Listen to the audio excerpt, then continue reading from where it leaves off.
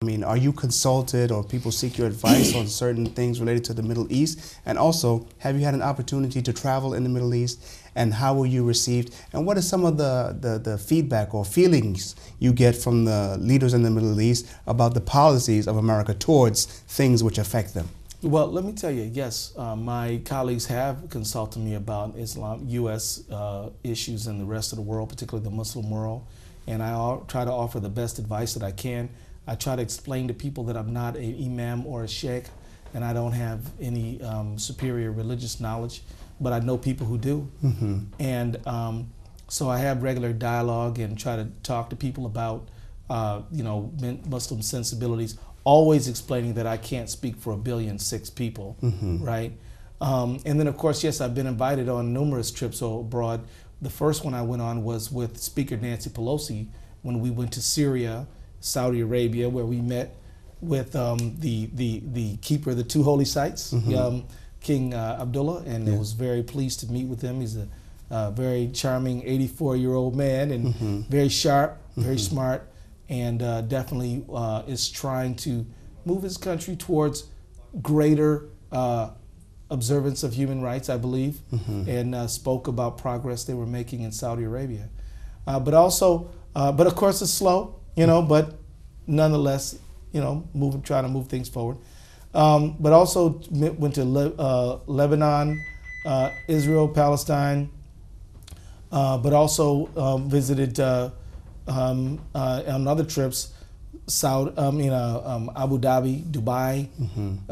Qatar, Bahrain, Oman. Right, but Senator, let me ask you, I know you go with a big group sometimes, yes. traveling, but do people have opportunity kind of sometimes to pull you to the side and say, look, Congressman Ellison, Well, when I went to Iraq, that happened. Uh-huh. In fact, I met with, when I was in Ramadi, in the Al Anbar province, I went and spoke with several leaders of the Awakening movement, mm-hmm. and was honored to speak with them, and they told me to make sure that I tell my colleagues that Al-Qaeda does not represent the Muslim world, and that they oppose, any bloodshed of innocent people, and feel that it's wrong mm-hmm. to commit suicide or to kill folks who are not oppressing you, and that they wanted the Americans to know that they didn't approve of that and were fighting against it. Right, and since you're speaking about Iraq, what are your feelings about the way the war in Iraq was executed and the amounts of money which is being continuously spent on that war? Well, let me say I oppose the Iraq war from the very beginning.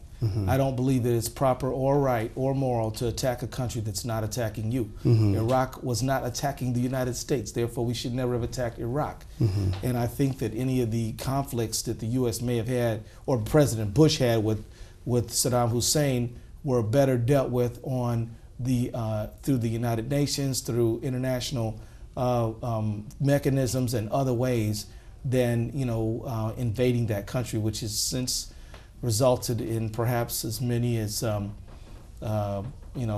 estimates as much as 140,000 Iraqi deaths, some as high as 700,000-800,000. I know this: there's not one Iraqi family that has not seen death, not seen massive injury, and not seen dislocation.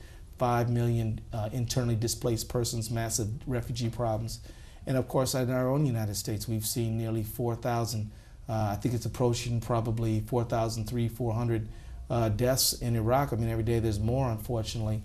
And of course, we have over 30,000 American soldiers who are injured, seriously injured, loss of limbs, permanent injuries, traumatic brain injury. Mm-hmm. Because when you get blown up near an improvised explosive device, you may not have any external signs of injury, but your brain gets sloshed around by the blast force, and you're never the same. Mm-hmm. And so the fact is that the war has been an awful, and it's probably been the worst foreign policy decision any president has ever made in the history of the United States. Mm-hmm. And that's why I believe we need to leave Iraq.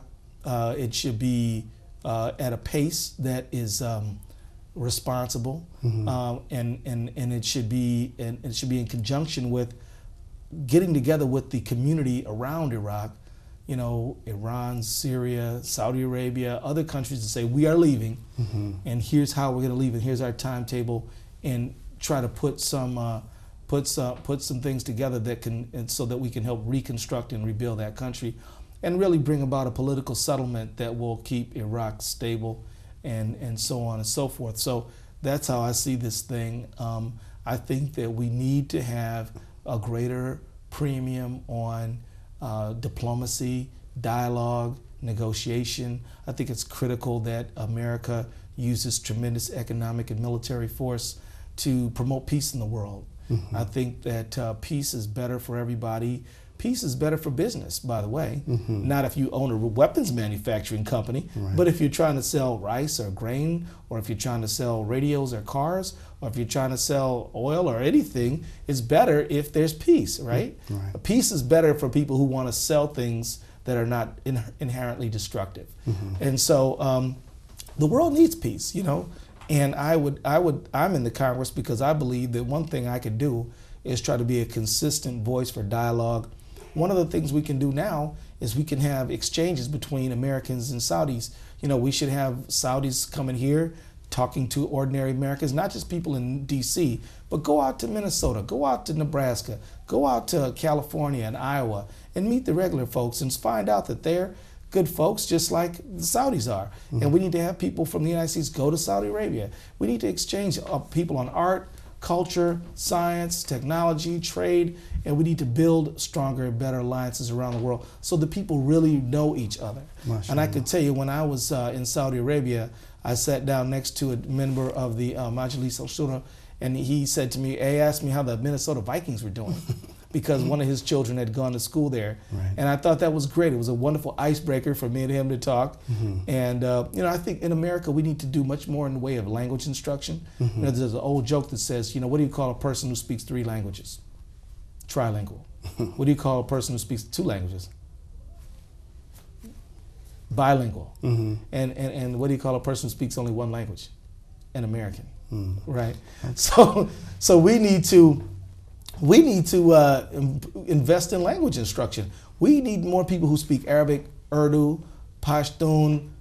We need more people who speak Chinese, Japanese. We need more people who speak the languages of the people of the world. Because let me tell you, you go to Saudi Arabia, you're going to speak to somebody who can speak English and not only speaks it, but can probably write it very well, right. and is versed in it. And so then he can also speak Arabic, Urdu, and French. All those. Right. And so the fact is that we need to catch up, you know. And not only do we need to get the language instruction, we need to get the cultural instruction.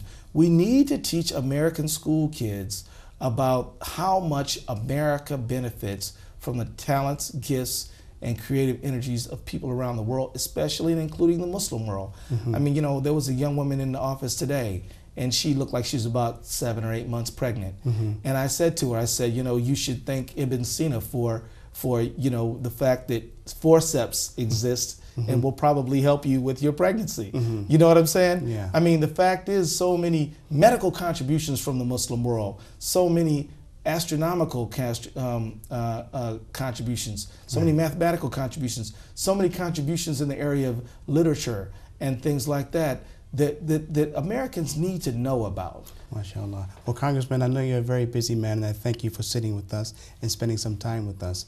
But before we conclude, I'm asking everyone here in this documentary about Islam in America, what do you feel is the future outlook for Islam here in America? Very bright, very bright. Let me tell you, Americans are fundamentally tolerant, good, decent people who respect differences. Mm-hmm. And America has gone through a civil war over differences. We've gone through a momentous civil rights movement, which included not just blacks and people of color, but also women, also people with disabilities. And so, for America to re-embrace its very strong, tolerant impulse is not going to be hard. Mm-hmm. And we're just going through a rough patch here, but inshallah, we'll be much better off for it. America's the most diverse country in the world. Every people of the world live in America. Mm-hmm. Every language in the world is spoken.